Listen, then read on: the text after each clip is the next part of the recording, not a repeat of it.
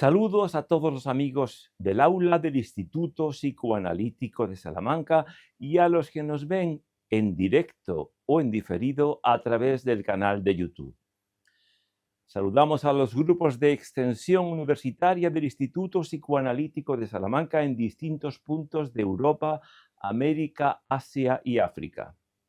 Agradeciendo la coordinación de la reunión a Luis Sastre y a su empresa LifeSane. Este seminario de hoy sobre Luis Sencillo, catedrático, filósofo, filólogo, psicoterapeuta, creador del psicoanálisis antropológico que impulsa este instituto. Cuando conocí y entré en contacto con el profesor, fue para mí un gran descubrimiento. Me encontraba a punto de marchar a la Universidad de Lovaina para hacer la especialidad de psiquiatría, pero al ganar una oposición nacional, cambié de planes ante la invitación de Luis Sencillo a estudiar psicología en la Universidad de Salamanca. Luis Sencillo me pareció un sabio de los que escasamente surgen y pude realizar con él mi formación en la Fundación Sencillo de Pineda que él dirigía y realizar mi psicoanálisis didáctico con él. Y fueron los momentos académicos más interesantes de mi vida profesional. Pude aportar y ampliar conocimientos a mi consulta médica porque estar en contacto con un sabio durante todos estos años me aportó una valiosísima información en diferentes aspectos. Y siempre encontré en él una respuesta sabia a cualquier pregunta o duda que se le realizara. Un día que yo tomaba apuntes, se paró a mi lado y me dijo que no copiase nada, que lo almacenara todo en la memoria directamente. Y así lo hice, y luego he comprendido la eficacia de esa técnica. Pasé con Luis Sencillo muchos momentos, incluso acontecimientos trascendentes en mi vida y en la vida de ambos, y es un privilegio estar al lado de un sabio como él tantos años. Difundir el legado científico de Luis Sencillo a través de este instituto psicoanalítico y a través de medios audiovisuales, transmisiones online, medios tan usuales hoy en nuestra sociedad, es una labor apasionante. La primera entrega audiovisual surge de la conferencia en la Facultad de Psicología de la USAL en el homenaje en Salamanca a Luis Sencillo, en el que tuve el placer de compartir con el doctor Javier Sedano, el doctor Vicente Ortiz y el doctor Gustavo Torres, con quienes tengo y mantengo una estrecha relación. Y para entender el origen y la motivación de la fe hay que atender a esta función, a la capacidad de trascender lo dado y de abrir al hombre a dimensiones perfectamente reales, pero que superan lo dado por los sentidos. El ser humano carece de toda determinación genética o naturalmente dada, incluso para pensar lógicamente. Los genes solo nos predisponen, pero no nos producen comportamientos, todo lo cual ha tenido que ser adquirido filogenéticamente al menos. Pero esta indeterminación es la que hace posible su libertad, y su creatividad, y su capacidad de progresar. Las creencias tienen la función indispensable de proporcionar un fondo básico a la indeterminación y desfondamiento del ser humano y le dan la capacidad de optar, de desear y de orientarse en su vida. La especie humana carece de esta base por naturaleza. Es más, su naturaleza consiste en esta carencia, que es raíz de su libertad. Cuando Jean-Paul Sartre describe el existir humano como un hallarse irremisiblemente condenado a la libertad, se está en realidad refiriendo a este desfondamiento del ser humano. Por otra parte, el hombre como ser humano es puente entre la pura animalidad biológico-sensorial y los otros planos de realidad no sensoriales. Por tanto, tiene capacidad para trascender lo dado por los sentidos. Si analizamos el mitologema del árbol de la ciencia, el hombre y la mujer que comieron del árbol, si no lo hubieran hecho, podían haber llegado a comer más tarde o más temprano, porque el riesgo no era la serpiente, el riesgo era la libertad. La libertad aliada con la fantasía inconsciente de omnipotencia, muy frecuente, o mejor dicho, constante, en el ser humano, el deseo incolmable de la carne. Pero las creencias, aunque sean religiosas, no son fe. La fe es otro fenómeno distinto y específico y supone para llegar a ella una larga evolución del hombre. La fe tiene que ser algo más denso y dinámico que una mera adhesión mental a un dogma. La fe es acción, es prácticamente lo contrario de las creencias. Llama la atención la terrible paradoja humana de la indemostrabilidad científica de todo aquello que es básico para asegurar la existencia. Lo que más interesa al ser humano, los fundamentos de su mundo, de su existir y de sus valores, no pueden ser objeto de una ciencia. La gran desolación de nuestro siglo ha sido la de tender a prescindir de todo aquello que no pueda ser objeto de una ciencia.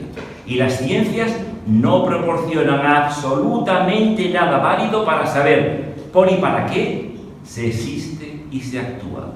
Por lo tanto, no es irracional admitir la posibilidad de que se ofrezca al hombre un referente metafísico que le asegure los referentes más válidos para orientar su comportamiento y su praxis, y que actúe como fuente de seguridad y de certeza solamente que admitiendo la mera existencia de una divinidad personal e inteligente. Por eso la fe no tiene por qué ser científicamente demostrable, pues concierne a áreas de la realidad que no están al alcance de los sentidos orgánicos ni de los procedimientos de observación y medición tecnológicamente construidos. La vida inconsciente se halla animada por una parte imaginativa, por una circularidad constante de cadenas semiosimbólicas sin posible control intelectual consciente. Y lo más negativo de esta influencia en los contenidos de la fe ha sido la configuración del perfil de Dios. El perfil de Dios como Padre vengativo y severo, superyoico, y que ha hecho dudar a tantos de la misericordia divina ilimitada. Y también la opresiva concepción del pecado como mancha, que ha llevado a considerar manchados y contaminados a personas las más necesitadas de misericordia, a los perdidos, los pecadores, los homosexuales e incluso los asesinos. Pero alguien que ha asimilado plenamente los contenidos de la fe no puede ya planificar su vida y su actividad guiándose por el lucro, el poder, la fama, el placer, la comodidad o el ocio. Si lo hiciera, muy pronto perdería la poca fe que tuviera. El profesor sencillo era la ciencia misma, pero también era creyente. Y me decía que el mejor don que se podía tener en esta vida era la de ser creyente, pero de una manera bien fundada, aunque, como decía San Juan de la Cruz, aunque es de noche.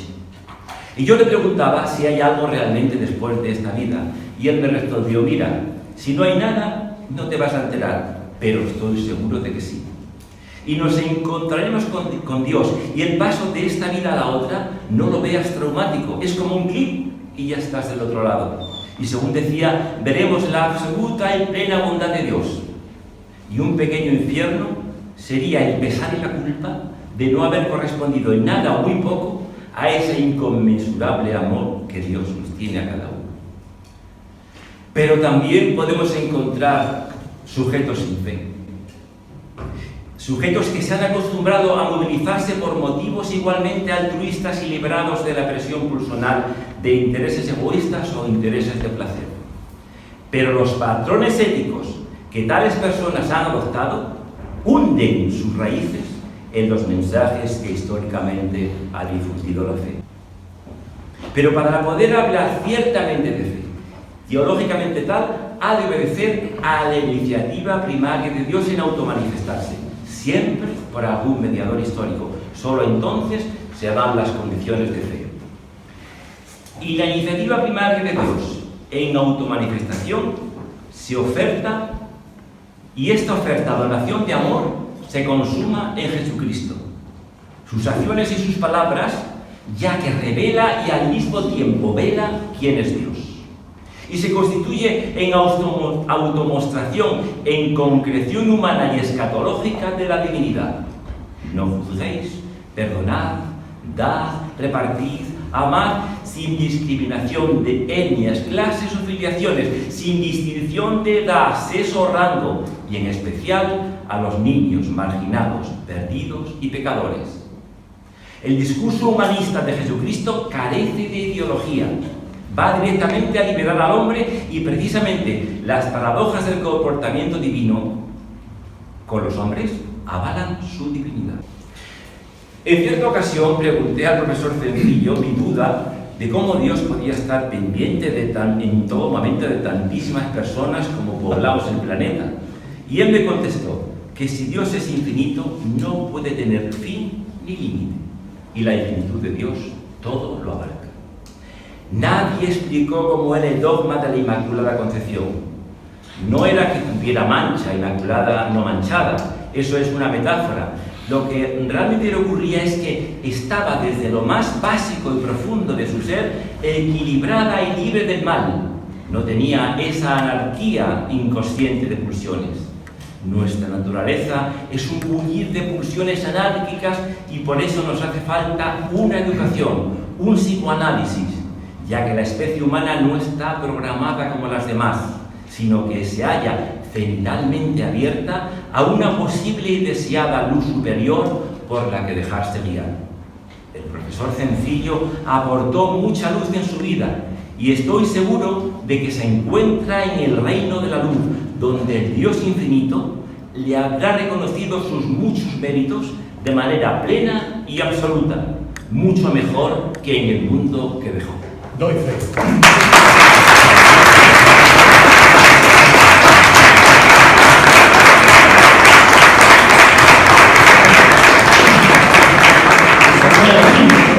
Gracias al doctor Becerro y a su extraordinaria presentación de un libro. Manuel, en su doble condición de médico y psicólogo, entonces con una formación intelectual y científica a prueba de, ¿cómo se dice? A prueba de bombas, ¿no? Entonces, fijaos que no es sencillo, nunca ocultó, pero sí disimuló su condición de religioso, de sacerdote. Pero ha sido, Manuel Becerro, que conoce muy bien a Luis Cencillo y toda su obra, podría haber hablado de tantas cosas, ha tenido el valor y el mérito de hablar de algo que en este mundo tan agnóstico, yo he visto con qué atención personas jóvenes que a lo mejor hace mucho que no vais o vamos a misa, y es muy valiente lo que ha dicho Manuel, meritorio, muy bien hecho, y sobre todo el don de la fe, el don de la voz también, con esa retórica que tienes y esa voz, gracias, y qué pena que no estuvieras ayer en Madrid, porque bueno, el año 2023 se cumple el centenario de Luis Cencillo, y ahí tenemos que montar la... Fenomenal. Vídeo que editó una persona próxima a mí, y al ver que fue muy visitado en internet, mi hijo comenzó a grabar mis seminarios y me abrió este canal de YouTube. El siguiente vídeo y primero de este canal fue Psicopatología, desajustes de personalidad, según la didáctica de Luis Cencillo, que a pesar de durar una hora, fue muy visitado. Ejerce sobre el niño una presión rígida que le niega la independencia. Por tanto, la capacidad de iniciativa o el falo en el hijo o en el educando. Cuando esta figura superyoica ha sido introyectada y el sujeto no se ha rebelado contra ella, produce en el niño fantasmática y tenazmente los mismos efectos que una educación rígida y espartana. El paciente irá cargado internamente y de por vida con aquel educador rígido y severo que automáticamente le irá frenando desde él mismo. En unos casos frenará la capacidad de proyectarse o frenará la voluntad de éxito, y en otros el falo o la capacidad de fruición. De todos modos, el paciente se sentirá castrado e incapaz de participar activamente y disfrutar de las posibilidades que la vida le ofrece. Y con mucha frecuencia llegará a pensar que genitalmente está menos desarrollado que los demás, en contra de toda objetividad, y eso le va a producir en él un pudor inevitable con las mujeres. La figura paterna debe ofrecer un paradigma de referencia Pero cuando la figura paterna no ha ofrecido un punto de referencia suficientemente viril que hubiera producido efectos muy favorables tanto en la niña como en el niño, puede producirse un complejo secundario, de modo que la niña no aprende a abrirse afectivamente a la esfera de lo masculino y el niño no aprende a vivir virilmente su rol masculino. En el primer caso, habrá un rechazo al varón o una desorientación emocional respecto de él, como si hubiera tenido un padre brutal. Y en el segundo caso, una desorientación respecto del propio carácter viril, tanto en lo sexual como en la promoción personal. También puede suceder que la fijación edípica haya inducido al niño a odiar al padre, inconscientemente, y entonces el sentimiento de culpabilidad inconsciente le puede producir impulsos en dos direcciones diferentes. Una, temer la venganza castrativa del padre ofendido, y para evitar esa venganza el hijo oculta simbólicamente su falo y seguirá comportándose en su vida como si careciera de él, a efectos sexuales y agresivos. Es una conducta mimética que se da mucho etológicamente, hay muchos insectos que se hacen los muertos. O, segunda posibilidad, si prevalece el sentimiento de culpa, esto provoca que el resto de su existencia el sujeto se imponga un autocastigo inconsciente y se negará a sí mismo inconsciente y pertinazmente su falo. Y esto, por supuesto, afectará a sus relaciones sexuales, a su agresividad y a su capacidad de disfrute y éxito en su vida. Comprenderán, por todas estas razones, la necesidad de la desrepresión sexual, agresiva, fruitiva y promocional de esos impulsos que antes hemos apuntado. Como médico y psicólogo, reivindico, según la definición de salud de la Organización Mundial de la Salud, el derecho de todo individuo a la salud física y psíquica. Todo hombre tiene derecho a su integridad, a la capacidad de relaciones amorosas y sexuales, a la capacidad de defensa e intervención de la realidad, a la capacidad de disfrute y de éxito. Son dimensiones básicas de su integridad total, al igual que la integridad somática de los miembros físicos. Todo hombre tiene derecho a que se le ayude en sus desrepresiones, como derecho a la salud integral, según la última definición de salud de la OMS. El psicoanálisis desrepresivo ayuda a ejercer este derecho básico del hombre a su propia identidad física.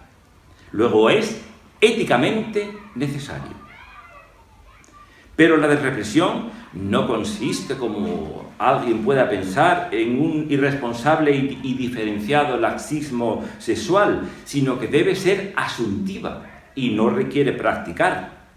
Del mismo modo que una práctica sexual sin desrepresión fantasmática no moviliza absolutamente ningún impulso. La desrepresión asuntiva debe jugarse en el terreno simbólico. El falo, según afirman los discípulos más aventajados y de mayor calidad científica de Freud, y que repite Jacques Lacan, no es el simple genital masculino, órgano biológico del coito, sino el símbolo exaltado y exaltante de la propia personalidad independiente, fecunda, agresiva, productiva y capaz de abrirse camino al éxito, como lo demuestran los cultos fálicos de las religiones arcaicas en los misterios de Eleusis en Grecia.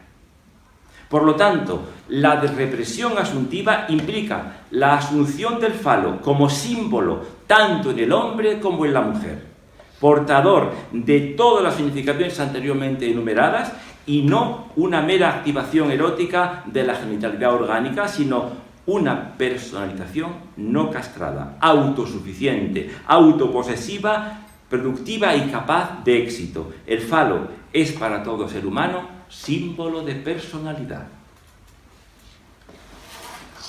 Las pulsiones agresivas en el ser humano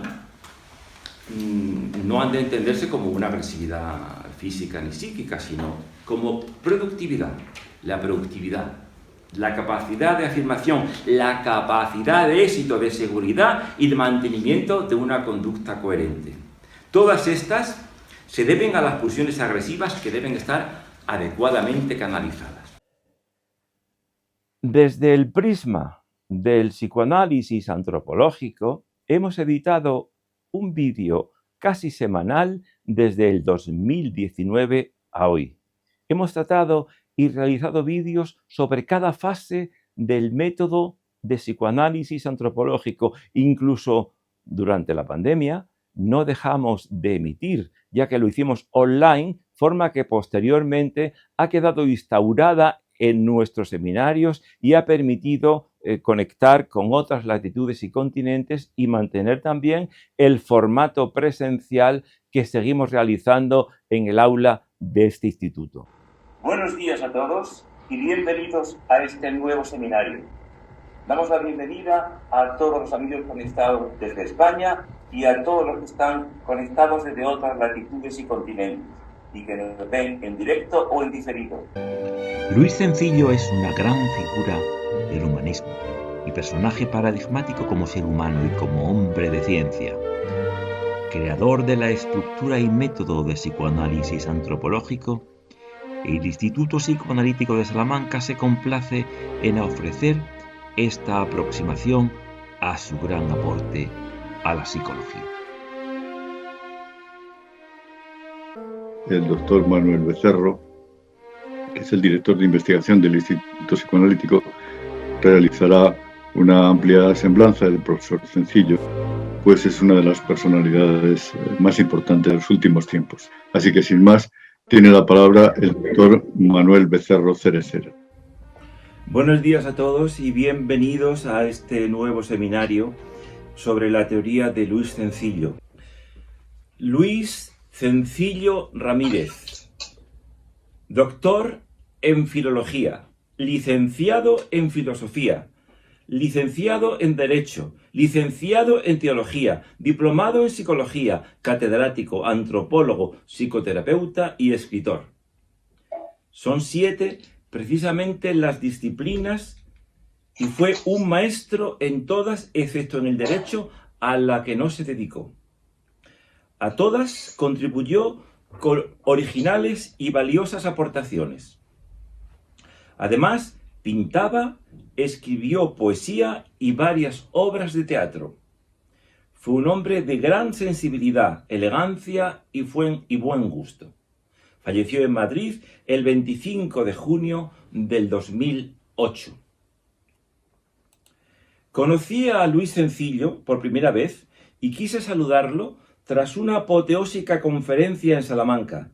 Yo entonces era un joven licenciado en medicina y me quedé muy impresionado por esa manera de hablar, ese timbre de voz tan radiofónico y ese léxico. Esa expresión en el lenguaje hablado, repleta de citas y argumentos, conferenciante culto y ameno, que le hacía ser un excepcional comunicador en sus conferencias y programas de radio y televisión. Muy distinto a la manera científica de escribir en sus tratados y libros de ciencia, escritos así para que perduren en el ámbito científico.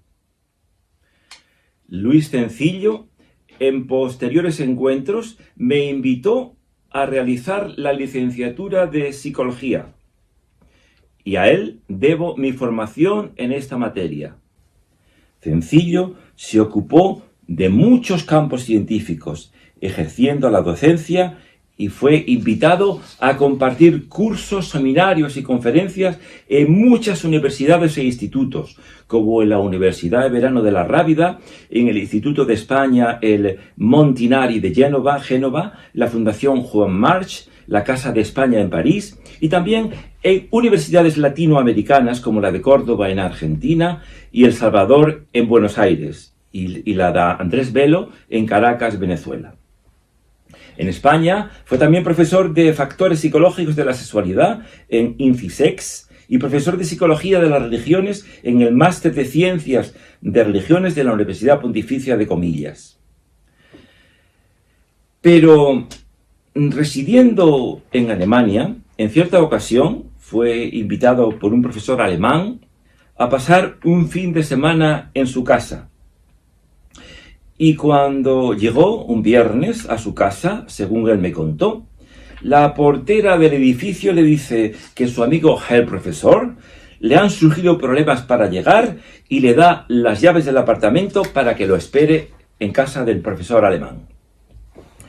Pero su amigo, el Herr Profesor alemán, no llega hasta el domingo y pasa todo este tiempo en su casa leyendo las obras de Freud, que este profesor tenía en su biblioteca, en la misma lengua que fueron escritas por Freud. Y quedó realmente impresionado por este autor. Una mente como la suya, muy apreciada en las universidades austriacas y alemanas, y que de haber sido alemán hubiera subido a lo más alto. Decide dar un giro a su orientación académica y profundizar en el estudio de la psicología. Y gracias a esa decisión, ganamos el mejor psicoanalista y profesor de antropología y de psicología dinámica, y por ese efecto mariposa estoy hablando yo aquí hoy. Y muchos hemos podido estudiar con él y en sus libros. Al tiempo, desde Alemania realiza numerosísimos viajes por toda Europa para estudiar antropología y los movimientos esotéricos, y prosigue la lectura de los clásicos del psicoanálisis. Hasta que en 1966 regresa a España, incorporándose como adjunto de Fundamentos de Filosofía en la Universidad de Valladolid, pasando al año siguiente a la Complutense como agregado de cátedra de Historia de los Sistemas Filosóficos y desde 1975 de Antropología. Durante esta década comienza a impartir la asignatura de Psicología de la Personalidad. Se psicoanaliza e inicia en 1972 su práctica psicoanalítica, al tiempo que desarrolla una intensa actividad de redacción de textos y monografías que contrasta con su escasez durante el periodo alemán. Luis Cencillo no ha pasado de la medicina a la psicoterapia, sino de la filología al análisis simbólico y semántico de imágenes oníricas, eidéticas y metafóricas, de toda clase de expresiones humanas y de sus respuestas. Con algunos discípulos psicoanalizados por él, funda en 1974 el Centro de Investigación Didáctica y Ajuste de la Personalidad, CIDAP, del que es director y donde se desarrolla el método propio de análisis hologénica de psicología dinámica, se instala en la antigua casa paterna de la colonia del Viso de Madrid, la calle Pisuerga, al final de la calle Serrano. Y en septiembre de 1977 accede a la cátedra de Antropología de la Universidad de Salamanca, donde llega a ser el decano de la nueva Facultad de Filosofía y Ciencias en la Educación, cargo del que dimite en 1980. Imparte en Salamanca las asignaturas de Antropología, Teoría del Conocimiento y Psicología Dinámica, que alterna con la práctica psicodinámica dialítica de psicoterapia. Pero pide excedencia y deja la Facultad de Psicología para dedicarse más a escribir, y debido también a algunos ataques y celos académicos de su facultad. Y cuando pide el reingreso, se lo niegan incomprensiblemente. Pero él decide volver a presentarse a cátedra y gana por segunda vez el título de catedrático y vuelve a la Facultad de Psicología. El análisis de su trayectoria biográfica se halla recogido en su libro Última Pregunta.